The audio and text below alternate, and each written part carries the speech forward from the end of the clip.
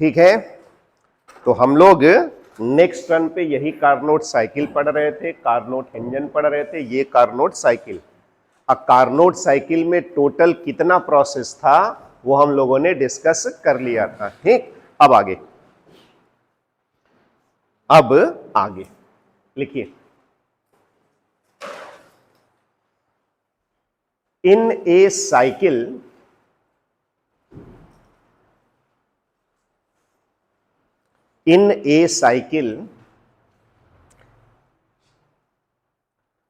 working substance, in a cycle working substance,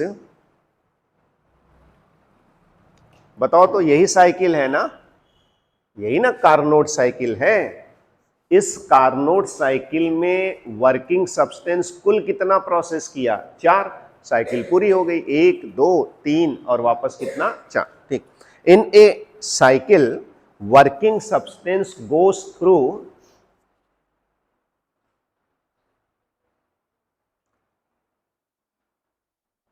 following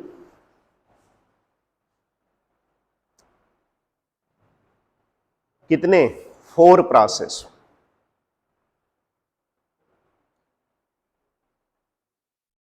ठीक है, Carnot cycle में कुल कितना प्रोसेस था? 4। क्या था वो सर? इस पर से एक बार फिर से लिख देते हैं। फर्स्ट,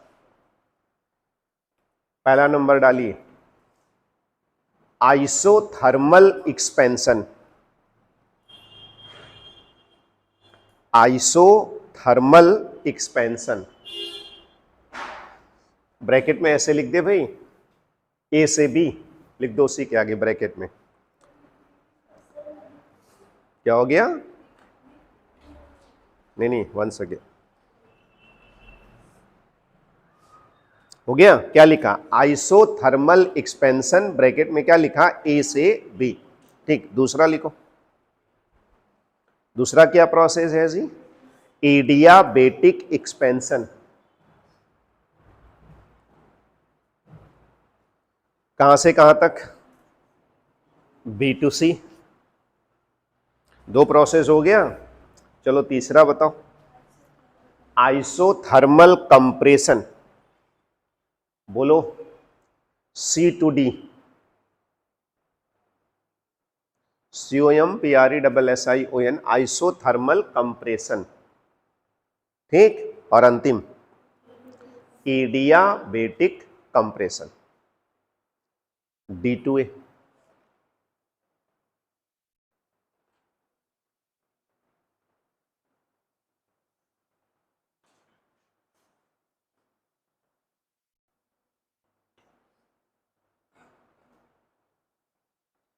हो गया? ठीक, अब जरा सुनो तो, अब सुनो ध्यान से। हम लोगों ने पढ़ा भी है, जब थर्मोडायनामिक्स पढ़ रहे थे, शुरुआत किया था, तो हम लोगों ने पढ़ा था कि प्रोसेस किसे कहते हैं सर? थर्मोडायनामिक प्रोसेस से आप क्या समझते? उत्तर था, जब कोई सिस्टम या थर्मोडायनामिक सिस्टम एक स्टेट से दूसरे स्टेट में जाता है तो इसको कहते हैं थर्मोडायनामिक प्रोसेस। और मैंने बताया था कि किसी भी प्रोसेस में किया गया कार्य, work done in a process का फॉर्मूला था W = P × डेल्टा V। अब अगर प्रेशर कांस्टेंट नहीं है तो सर dW = PdV होता है, इंटीग्रेट करके निकाल लीजिएगा। ठीक, फिर मैंने एक और चीज कहा था कि इंडिकेटर डायग्राम से कैसे वर्क डन कैलकुलेट करते हैं, वो मैंने बताया था। कैसे बताया था? अगर मान लो ये प्रोसेस है तो वर्क डन निकालने का तरीका होता है, शुरू में जहां था वहां से लंब डालिए, परपेंडिकुलर किस पे? आयतन अक्ष पे। अब फाइनली जहां पहुंच गया वहां से डालिए किस पे? वॉल्यूम एक्सिस पे। और जो घिरा हुआ एरिया होता है, क्षेत्रफल होता है, वही वर्क डन के क्या होता है? बराबर होता है। अब मैं ये सोच रहा था कि इस पूरे साइकिल में वर्किंग सब्सटेंस ने, ये जो गैस है, वर्किंग सब्सटेंस ने कुल कितना कार्य किया? Net, NET, net. मैं टोटल वर्क डन निकालना चाहता हूं, वर्किंग सब्सटेंस द्वारा किया गया। याद रखिएगा, वर्क डन पॉजिटिव भी हो सकता है वर्क डन निगेटिव भी हो सकता है, चिन्ह सहित वर्क डन निकाल के जोड़ के कुल वर्क डन निकालिए एक कंप्लीट साइकिल। लिखिए the net N E T work done, the net work done, कौन करेगा जी work done? The net work done by working substance, सही है ना? The net work done by working substance हो गया इन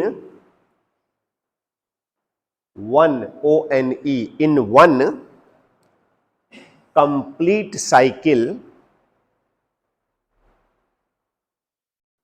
is given by, is given by,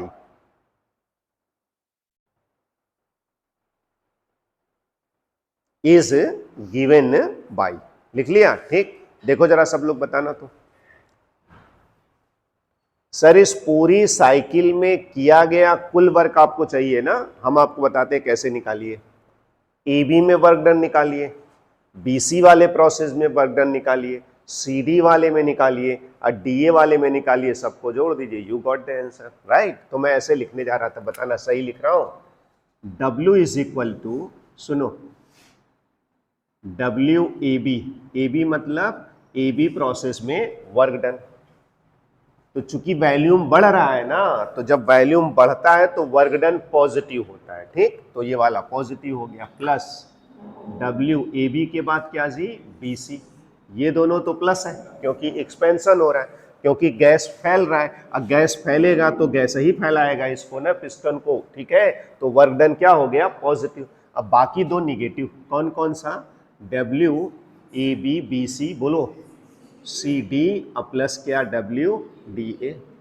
यही ना टोटल वर्क डन हो गया, सबको जोड़ दिया। चूंकि प्लस और माइनस साइन रख के जोड़ना था तो कैसा आएगा मैं जानता था, लिखो W is equal to WAB plus WBC और फिर बाकी दो माइनस में WAB BC CD plus WDA हो गया। अब जरा सब लोग हमें बताना, एक मैं बोलूंगा बाकी मैं चाहूंगा सब लोग लिखेंगे, सुनना। सर AB प्रोसेस में जो कि आइसोथर्मल एक्सपेंशन है, कुल कितना कार्य होगा उसकी वैल्यू कैसे निकालेंगे? मैंने कहा देखो ऐसे निकालोगे, A से खड़े होके परपेंडिकुलर डाल दिया, किस पे? वॉल्यूम एक्सिस पे, ठीक, ये ऑलरेडी बना था। अब B से खड़े होके डाल दिया किस पे? वॉल्यूम एक्सिस पे। कौन क्षेत्रफल वर्क डन के बराबर होगा? WAB के बराबर होगा। तो बताना, देखो ये वाली लाइन ऐसे, ये वाली लाइन, ये वाली लाइन और ये वाली, यही जो एरिया दिख रहा है यही किसके बराबर होगा? वर्क डन के बराबर। तो देखो मैं क्या लिख रहा हूं, देखो WAB की जगह क्या लिख दें? एरिया।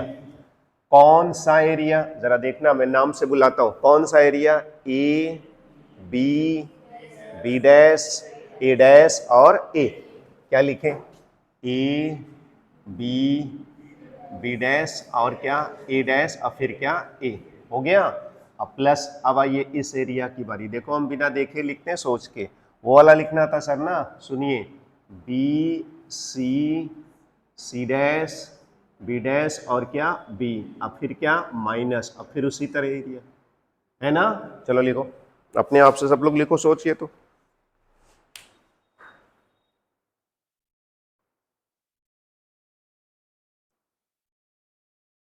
वो जिसको समझ में आएगा उसकी कलम अपने आप चलेगी। AB में कौन सा एरिया होगा सर? A B और फिर नीचे गिराइए B डैश, फिर उधर जाइए A डैश और फिर ऊपर आइए A। BC में कौन सा वर्क डन होगा? तो B C, नीचे आ जाए C डैश, फिर क्या? B डैश, फिर क्या? C। वो आप सोचते रहो, B C C dash B dash B, वो मैं सही लिखूंगा, ठीक है। इसी तरह बाकी दो लिख डालो। CD वाला बताएं सर आपको, तो area C D D dash C dash C, अब प्लस एरिया, अब कौन सा डी ए वाला, D A dash D dash, अब वापस कहाँ पहुंचना था, डी पे।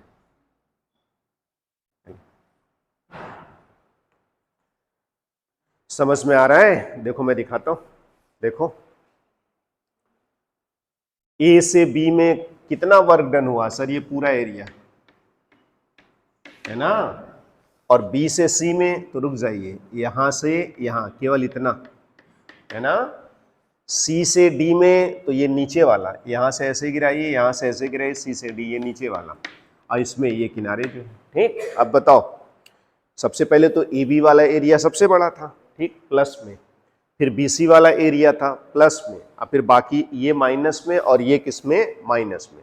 तो अगर आप चारों एरिया को जोड़िएगा तो मैं बताऊं टोटल एरिया कितना बचेगा, वो आपको बताते हैं।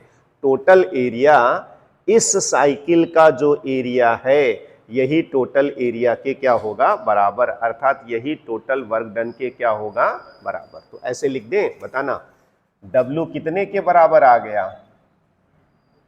एरिया ऑफ,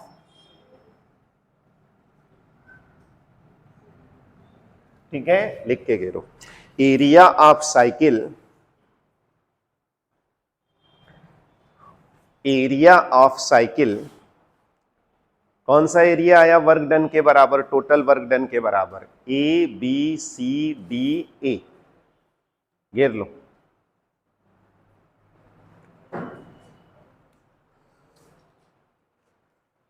हो गया, ठीक। अब सुनिए सर, अब एक काम और करिए, इस पूरे साइकिल में देखो, साइकिल ऐसे, अभी गैस का प्रेशर पूछ लीजिए, गैस का वॉल्यूम पूछ लीजिए, गैस का टेम्परेचर पूछ लीजिए, गैस का इंटरनल एनर्जी पूछ लीजिए, सब जान लीजिए, जो है वो जानते रहिएगा, ठीक। अब चलिए प्रोसेस करना शुरू करते हैं। इसको इस पे रखा, आइसोथर्मल एक्सपेंशन करा दिया, सब बदल गया होगा, ठीक। हो सकता है कुछ ना बदले, जैसे टेम्परेचर नहीं बदला सर, कोई बात नहीं। फिर इसको इस पे रखा और बढ़ा दिया वॉल्यूम, दो प्रोसेस हो गया। फिर इसको इस पे रखा, अब वॉल्यूम क्या कर दिया, घटा दिया। अब फिर इसको इस पे रखा और वॉल्यूम इतना घटा दिया कि पुराने वाली स्थिति में सब कुछ वापस आ गया। तो हो गया साइकिल। साइकिल का तो यही मतलब होता है ना कि जब साइकिल कंप्लीट होता है तो वर्किंग सब्सटेंस में कोई चेंज नहीं होता। ये लाइन अभी थोड़ी देर बाद मैं लिखूंगा, ठीक, लिखो। अब जरा देखते हैं कि हीट का क्या हुआ, मतलब इस पूरी साइकिल में गैस ने कितनी ऊष्मा ली और इस पूरी साइकिल में गैस ने कितनी ऊष्मा निकाली। तो कुल ऊष्मा ली कि कुल ऊष्मा निकाली, जरा वो चेक करके देखते हैं, जरा बताना। तो जब इसको इस पे रखा था तो कितनी ऊष्मा दिया था, Q1, मान लो 100 जूल दिया था। इस पे रखा तो कोई ऊष्मा का इधर उधर नहीं हुआ, लेकिन जब इस पे रखा तो ऊष्मा इसने निकाल दिया, कितना, 60 जूल, है ना। यानी कुल कितना लिया, Q1 अब माइनस कितना, Q2। ये मुझे मालूम है वैसे भी कि टोटल वो जो एब्जॉर्ब करेगा वो कितने के बराबर है, Q1 अब माइनस कितना, Q2। लिखो, the net heat, the net heat absorbed, ABSORBED, the net heat absorbed by working substance, सही है जी, the net heat absorbed by working substance in one complete cycle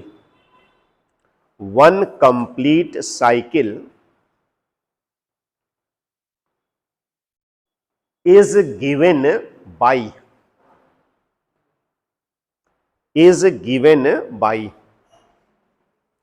बताओ भाई, एक कंप्लीट साइकिल में working substance ने कुल कितनी ऊष्मा अवशोषित कर ली, तो कितनी, Q1 माइनस Q2। रुक जाइए सर, एक मिनट बता दे कैसे आपको।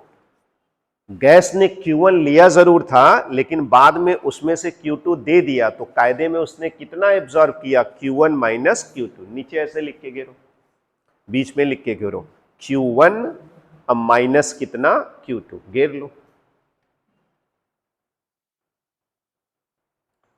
ठीक, अच्छा अब ये बताओ कि कहीं भी कोई भी घटना साइंस में होती है तो एक नियम का पालन सदैव होता है और वो है ऊर्जा संरक्षण के नियम का पालन। थर्मोडायनामिक्स में एक नियम बनाया गया है जिसको कहते हैं पहला नियम। वो कौन सा नियम वास्तव में होता है? ऊर्जा संरक्षण का नियम। तो ये सब जो आपने साइकिल बनाया ना, चलिए इस साइकिल के लिए थर्मोडायनामिक्स का पहला नियम लगा दीजिए। ठीक, लिखो। Now using first law of thermodynamics, now using first law of thermodynamics, now using first law of thermodynamics। क्या था पहला नियम थर्मोडायनामिक्स का? देखो हमें तो ऐसे ही याद रहता है सर, वो सिलेंडर्स देखिए, आप देख रहे हैं ना कितना दिया dq, तो लिखो first law of thermodynamics dq बराबर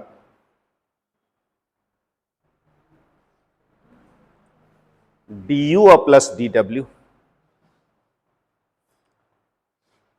ठीक है, मैं जरा इसके पहले एक चीज और लिखना चाह रहा था, मुझे लग रहा है वहां लिख देना बेहतर होगा। आप Q1 माइनस Q2 लिखे हैं ना? ठीक है, Q1 क्या है और Q2 क्या है, ये अभी तक मैं एक बार भी नहीं बोल पाया। ठीक, तो जहां आपने Q1 माइनस Q2 लिखा है वहां वेयर Q1 बराबर क्या और Q2 बराबर क्या, वो मैं लिखना चाहूंगा। लिखो वेयर, जहां पे Q1 Q2 लिखा है उसी के बाद वेयर Q1 बराबर, बताओ क्या लिखे पहले सुनो जरा। तो Q1 क्या है सर? अमाउंट ऑफ हीट है। कौन सा अमाउंट ऑफ हीट है? जो वर्किंग सब्सटेंस किससे लेता है? सोर्स से। सर कब लेता है? जब क्या होता है आइसोथर्मल एक्सपेंसर। सर किस प्रोसेस में लेता है? ए बी में कि बी सी में? तो किस में लेता है? ए बी में। बस यही लाइन लिखना, चाहे जैसे लिख दो। लिखो amount of heat takes place, लिखो कहीं भी लिख लो, वहीं लिखोगे तो बेहतर होगा। मैं तो कह रहा हूं ना कि आप लिख के बढ़िया प्रैक्टिस रखो। Amount of heat takes place by, अब वर्किंग सब्सटेंस तो गैस ही है ना, तो चलो छोटा सा गैस केवल लिख देते हैं, वर्किंग सब्सटेंस नहीं लिखते। Amount of heat takes place by gas in, चलो और छोटा बना देते, बस ऐसे बना के छोड़ दो, ए से बी, इन ए से बी। समझ में आ गया ना? ठीक है, जरा Q2 बताओ क्या लिखोगे? टेक्स प्लेस की जगह गिवन आउट लिख दीजिए सर, और ए बी था ना, वहां पे सी डी हो जाएगा। हो गया है ना? अमाउंट ऑफ हीट, है ना, amount of heat given out by gas इन, बताओ क्या लिख दिया जाए? C2D। समझ में आता है ना? ठीक, तो बताओ जरा, तो इस पूरे साइकिल में जो गैस है, जो वर्किंग सब्सटेंस है, कितनी उष्मा लिया था? Q1, और कितनी उष्मा निकाल दिया? Q2। तो कुल कितनी उष्मा एब्जॉर्व कर लिया? Q1 माइनस Q2, वो मैंने लिख दिया। ठीक है, वापस आते हैं। First law of thermodynamics dQ is equal to du plus dw। अब जरा बताना, तो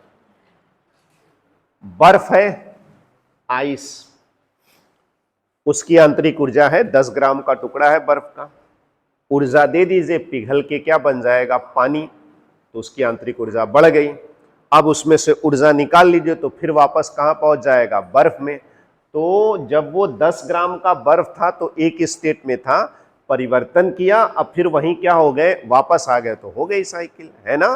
तो हमने लिखा है, आप देखेंगे नोट्स पे, कि साइक्लिक प्रोसेस का मतलब होता है कि सिस्टम जैसा था विभिन्न प्रोसेस से होता हुआ पुनः वैसा हो जाता है, तब इस प्रोसेस को क्या कहते हैं? Cyclic process. यानी साइक्लिक प्रोसेस में U बराबर क्या होता है? कांस्टेंट। लिखो फॉर साइक्लिक प्रोसेस, या फॉर साइकिल भी लिख सकते हो, CYCLE, cycle.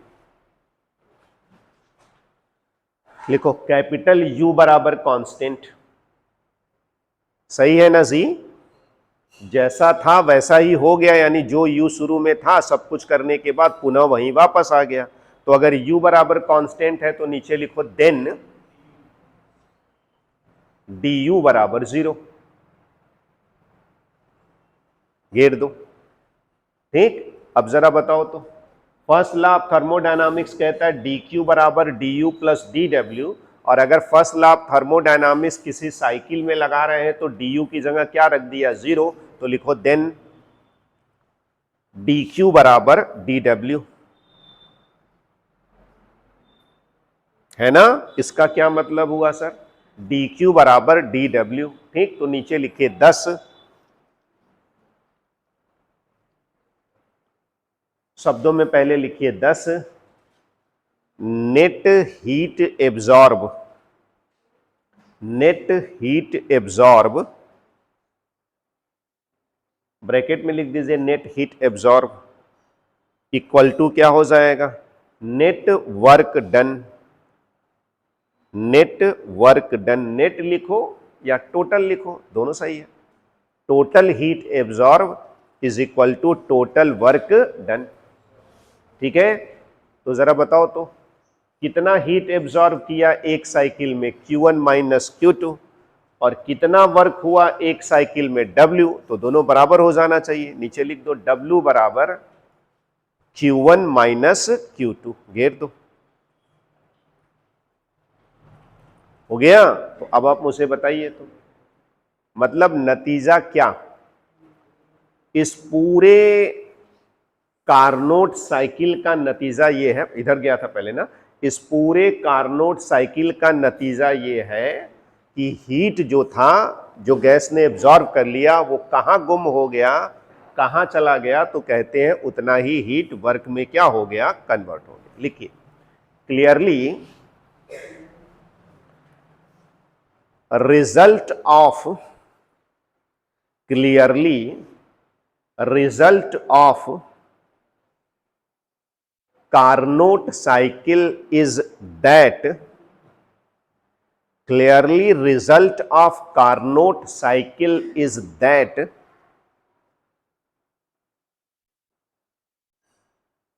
heat absorbed, ABSORBED, heat absorbed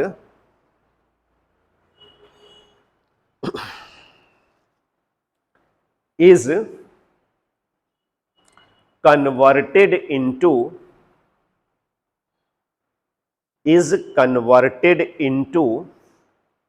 work by the gas,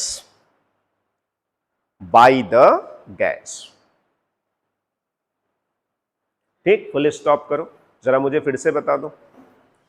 देखो ये गैस है, चलिए सर पूरा कार्नोट साइकिल कंप्लीट कराइए, मतलब कुल 4 प्रोसेस कराइए, कार्नोट साइकिल कंप्लीट हो जाएगा।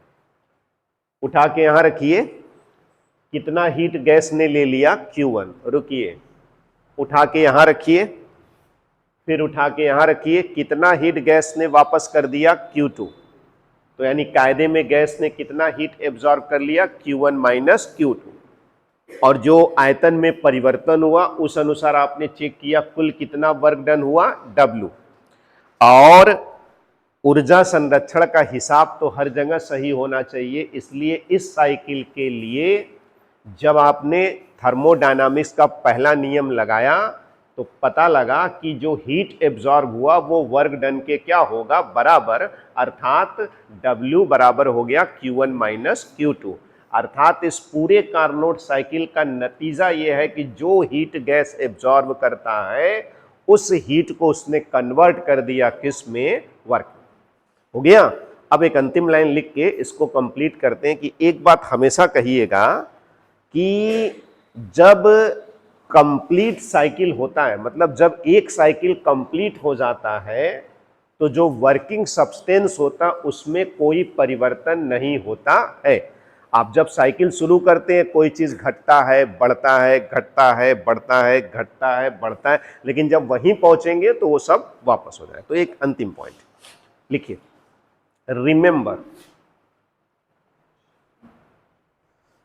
Remember after completion, COMPLETION, after completion of cycle, CYCLE, after completion of cycle,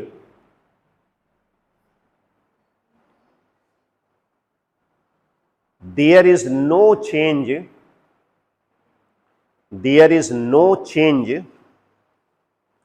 in working substance. There is no change in working substance. चलिए full stop कर लीजिए. There is no change in working substance. अब मेरी अगली बात ध्यान से सुनिए. एक मोस्ट इंपॉर्टेंट क्वेश्चन था कि हीट इंजन किसे कहते हैं, कौन कौन से मुख्य भाग होते हैं, सोर्स क्या होता है, सिंक क्या होता है, वर्किंग सब्सटेंस क्या होता है, एक साइकिल में क्या क्या होता है, ये सब मिला लिया. ठीक. फिर उसके बाद उसी हीट इंजन की थर्मल इफिशियंसी से आप क्या समझते हैं, E is equal to W/Q1. बाकी बातें लिख दीजिए. ठीक. एक क्वेश्चन हो गया. अब दूसरा ये मोस्ट इंपॉर्टेंट क्वेश्चन कि कार्नोट साइकिल से आप क्या समझते हैं, चाहे कार्नोट हीट इंजन से आप क्या समझते हैं, पूरा एक्सप्लेन कर दीजिए. वो मैंने आपके लिए एक्सप्लेन कर दिया. लेकिन इसी कार्नोट साइकिल वाले क्वेश्चन में आपसे फिर कहा जाएगा कि आप कार्नोट साइकिल भी बताइए और साथ ही साथ थर्मल इफिशियंसी को भी एक्सप्लेन करिए. तो एक बार फिर से थर्मल इफिशियंसी जो मैंने लिखा था उसमें जो एक्स्ट्रा होगा वो आप समझ जाइएगा. लिखिए थर्मल इफिशियंसी, हेडिंग बना दीजिए. थर्मल इफिशियंसी किससे दिखाते हो भाई? थर्मल इफिशियंसी को स्मॉल ई से, है ना. ठीक. अब मेरी बात ध्यान से सुनिए. जो बातें आप पीछे लिख चुके हैं वो आप पेज पलट के देख लीजिएगा. जो पुराने वीडियो में था उस हिसाब से वो तो देख सकते हैं. ठीक. जो एक्स्ट्रा होगा वो मैं कहूंगा तो आप लिखिएगा. ठीक. सुनिए, आप देखते रहिएगा, उतनी लाइन छोड़ते रहिएगा. सुनिए. The thermal efficiency of a heat engine is defined लिखा होगा या is equal to ratio of work obtained bracket में W to heat taken in from the source by working substance. अब फिर ये वाला फॉर्मूला आपने लिखा होगा E is equal to W/Q1. लिखा है ना, उतनी लाइन छोड़े रहिएगा, वही कॉपी कर दीजिएगा. हो गया. ठीक. आगे बढ़ रहा हूं. अब आपने लिखा था बट W बराबर Q1 माइनस Q2, तो E बराबर 1 माइनस Q2 बाई क्या हो जाएगा, Q1 हो जाएगा. यहां तक देख लीजिए, अपने नोट्स पे आपने लिखा था. ठीक. अब मेरी अगली बात सुनिए. अब इसके आगे मैं जो बोलूंगा वो करके दिखाना है. अब आपने पिछली बार फिर Q1 क्या है, Q2 क्या है, वेयर तो आप लिखने की आदत डाल लो कि जब किसी को बता रहे हो तो स्पष्ट बताओ कि Q1 क्या है और Q2 क्या है. ठीक. वो आप सोच के लिखा करो. अब आपने या तो लिखा होगा कि E का मान 0 से 1 के बीच में होता है. ठीक है, वो भी आप लिख सकते हैं. ठीक. लेकिन एक चीज उस समय आपने डायरेक्ट लिखा था और ये कहा था कि चूंकि Q1/Q2 बराबर T1/T2 होता है, ये हम जानते हैं, इसलिए फॉर्मूला E बराबर 1 माइनस T2 बाई क्या हो जाएगा, T1. और उस समय मैंने आपसे कहा था कि मैं इसका प्रूफ आपको आगे दिखा दूंगा. ठीक है ना. वो समय आ गया कि उसका प्रूफ आप दिखा दीजिए. तो बताइए, यहां तक सब लोगों ने घेर लिया. E बराबर 1 माइनस Q2 बाई Q1. उतना स्पेस छोड़ लीजिए. वेयर Q1 Q2 जो लिखना है छोड़ लीजिए. आगे बढ़ते हैं. ठीक. चलिए आगे बढ़े. नोट्स कंप्लीट हो जाना चाहिए. मैं बार बार कहता हूं कि उसको कंप्लीट जरूर करिए, तब अच्छी प्रैक्टिस होगी, तब आप बेहतर और कम समय में लिख पाएंगे. ठीक है. मैं आगे बढ़ रहा हूं. चलिए आगे बढ़े. अब सुनिए. E is equal to 1 minus Q2 by Q1 आ गया. वेयर Q1 और Q2 आपने लिख दिया. ठीक. अब मैं आगे बढ़ूं. अब सुनो मेरी बात, ध्यान से सुनो. अगर मैं चाहूं तो प्रूफ ना बताऊं, क्या फर्क पड़ता है, आप डायरेक्ट लिखते रहो, लेकिन जानो, हर चीज जानो. सुनो. कितना हीट लिया साइकिल में, Q1 अंदर गया, गैस ने ले लिया. अब कितना हीट निकाल दिया, Q2. कब लिया और कब निकाला? आइसोथर्मल एक्सपेंशन ने गैस ने हीट लिया, है ना, और एडियाबेटिक एक्सपेंशन ने गैस ने हीट निकाला. और मुझे ये मालूम है कि चाहे आइसोथर्मल प्रोसेस हो चाहे साइक्लिक प्रोसेस हो, है ना, चाहे आइसोथर्मल हो चाहे साइक्लिक हो, साइक्लिक था तो U कांस्टेंट था, DU 0 था, और अगर आइसोथर्मल होगा तो T कांस्टेंट होगा, और आइडियल गैस की ऊर्जा केवल T पे निर्भर करता है, तो उसमें भी dQ बराबर क्या होता है, dW।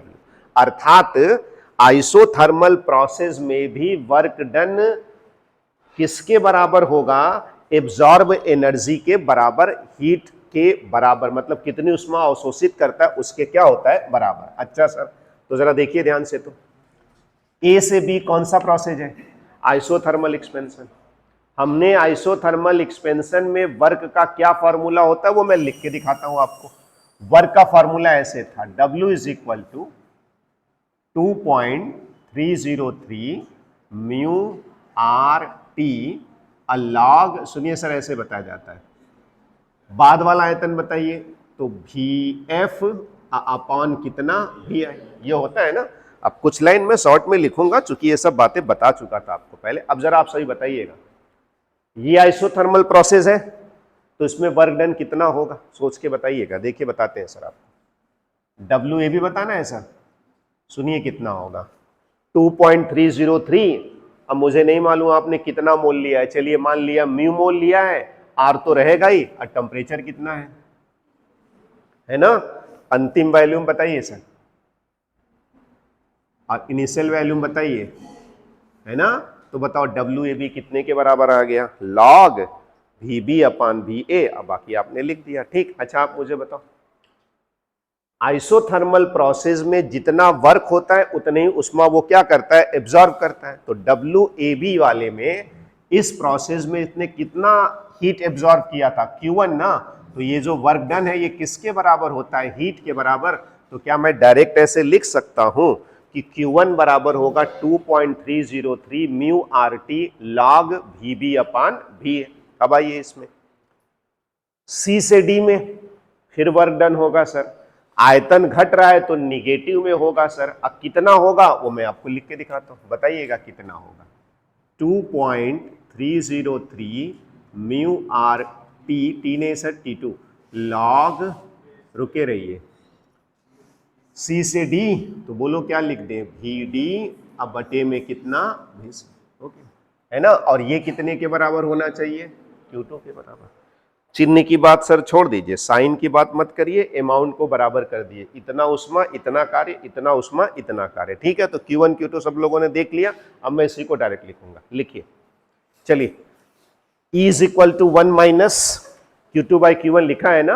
अब आगे लिखिए, लिखिए लिखिए। सबसे पहले एक चीज बता दें आप सभी को, ध्यान से देखिए तो समझ में आता है। कौन सा गैस आपने लिया ये कभी किसी ने पूछा ही नहीं कि ऑक्सीजन लिया, नाइट्रोजन लिया, कार्बन डाइऑक्साइड लिया। आइडियल गैस तो खैर काल्पनिक होता है, लेंगे तो रियल गैस है।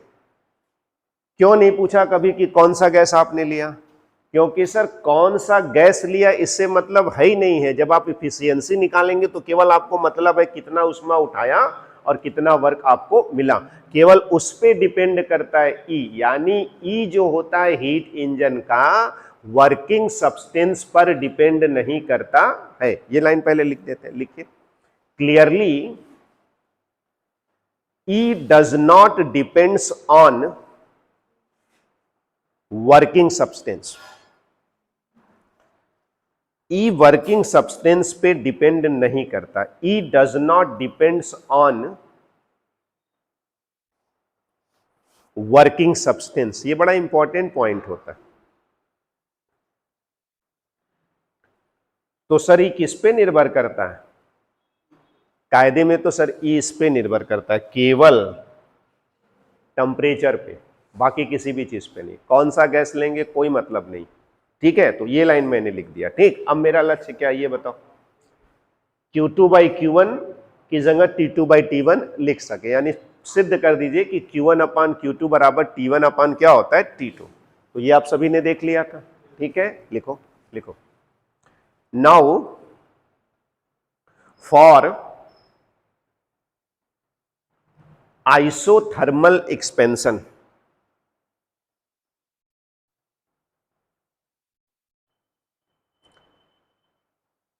है ना, दैट इज कहां से कहां जी, ए से बी, ऐसे बना दो बस, ए से बी। सब बातें आपको समझ में आ रही होंगी, उस आधार पे मैं लिख रहा हूं। ये उतारिए, Q1 इज इक्वल टू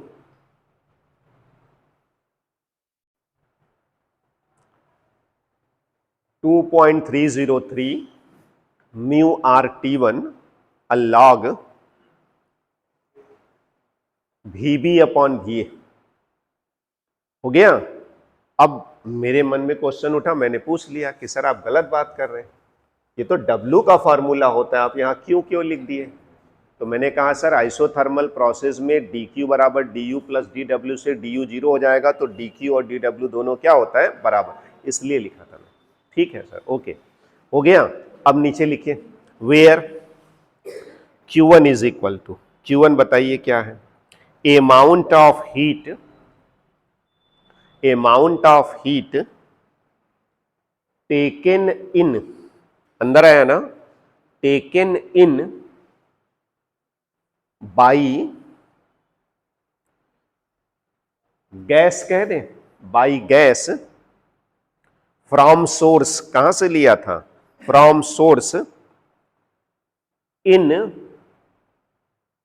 कौन सा प्रोसेस ऐसी, इन आइसोथर्मल एक्सपेंशन, चाहे ए से बी लिखो, आइसोथर्मल एक्सपेंशन लिखो, वो उसमें कोई दिक्कत नहीं।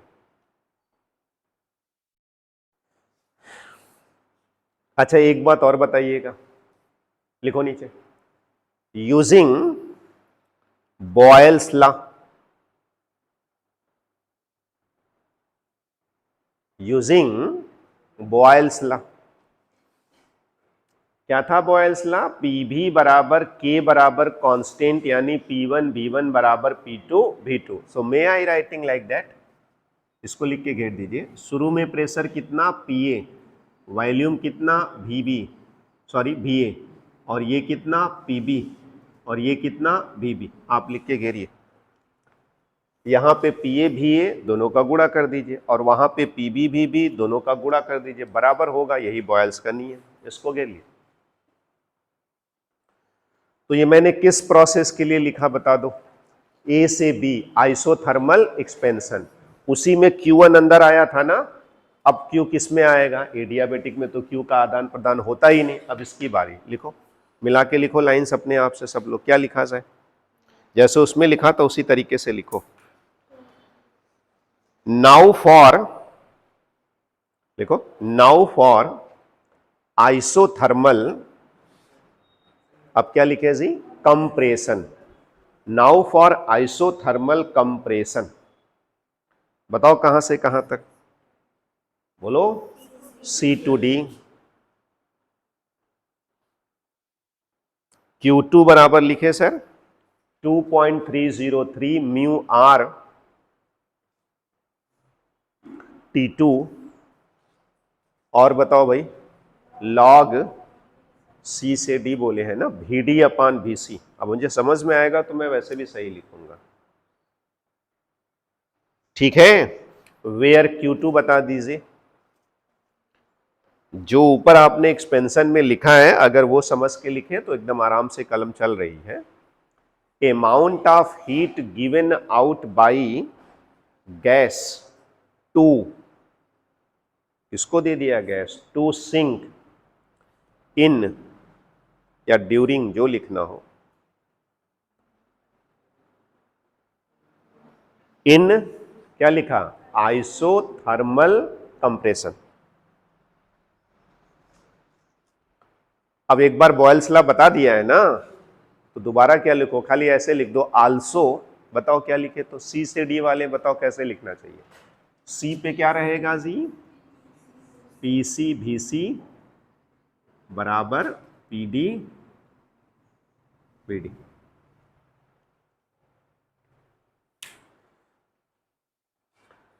ठीक है। अभी सर एक बार भी आपने T1 T2 नहीं बोला है तो कम से कम बोल दीजिए, लिखिए, लिखिए हियर T1 बराबर बता दीजिए हमें, T1 बताइए, T1 क्या है, एब्सोल्यूट टेम्परेचर ऑफ सोर्स, यही है ना कि वेलोसिटी है। चलिए, absolute temperature of source, T2 क्या है? Absolute temperature of sink.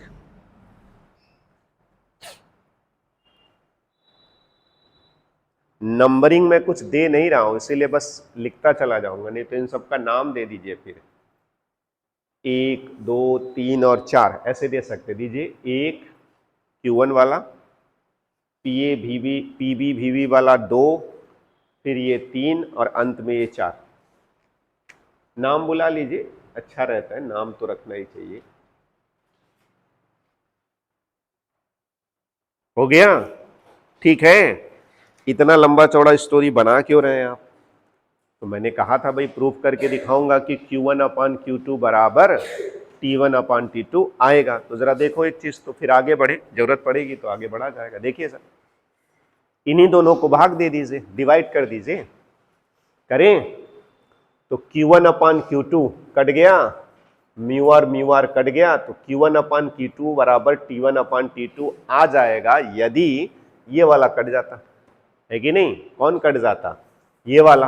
ये वाला कटने का मतलब इतना चीज और इतना चीज आप क्या कर दें, बराबर, तो हो जाएगा। तो वो स्ट्रेटेजी मेरे दिमाग में तो चली रही है कि वो बराबर करके काटते हैं। फिर वैसे अभी तक ये प्रोसेस बोल दिया, ये प्रोसेस बोल दिया, अभी ये दोनों बचा हुआ है ना, लिखो।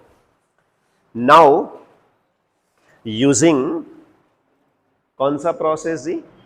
नाउ यूजिंग पॉइसन्स लॉ,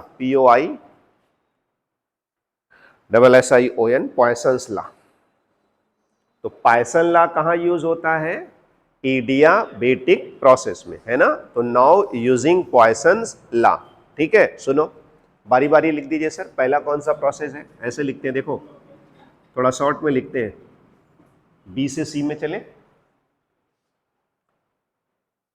है ना। तो देखो पॉइसन्स लॉ कैसे लिख, फॉर बी टू सी लिख लो पहले, ऐसे लिखें। देखो बी पे है ना अभी आप, प्रेशर कितना होगा? बी, और वॉल्यूम कितना होगा? बीबी। ये पॉइसन लॉ नहीं होता। पावर क्या होगा? गामा। अब बाद में सी पे क्या हो गया? पीसी, और क्या हो गया? बीसी के पावर, घेर दो, 4 के बाद 5।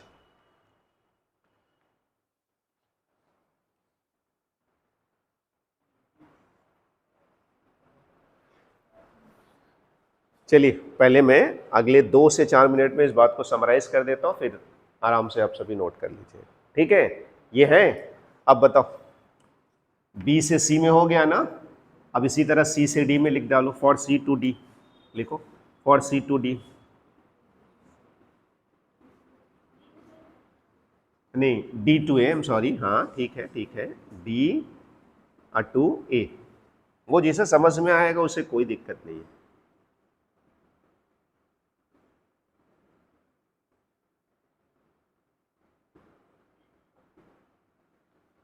ठीक है, तो अब मेरी बात सुन लो सब लोग। और थर्मल इफिशियंसी का कोई मात्रक नहीं होता, मान इतने से इतने के बीच में होता है। T2/T1 का मान कम होगा तो इफिशियंसी ज़्यादा होगी, T2 बढ़ाना चाहिए, T2 घटाना चाहिए, T1, ये सब पॉइंट ऑलरेडी आप लिखे हुए। बस 2 मिनट में देखिए, बात खत्म करते हैं। सर इतने ही कोशिश आप कर रहे हैं ना कि Q2/Q1 T2/T1 के बराबर होगा, तो आ तो गया Q1/Q2 बराबर T1/T2। बस आप ये दिखा दीजिए कि ये दोनों क्या हो जाएगा, बराबर। वो बड़े आराम से दिखा सकते हैं। ये लिखा इक्वेशन, ये लिखा, दोनों को डिवाइड कर दीजिए, तो बताइए क्या आएगा?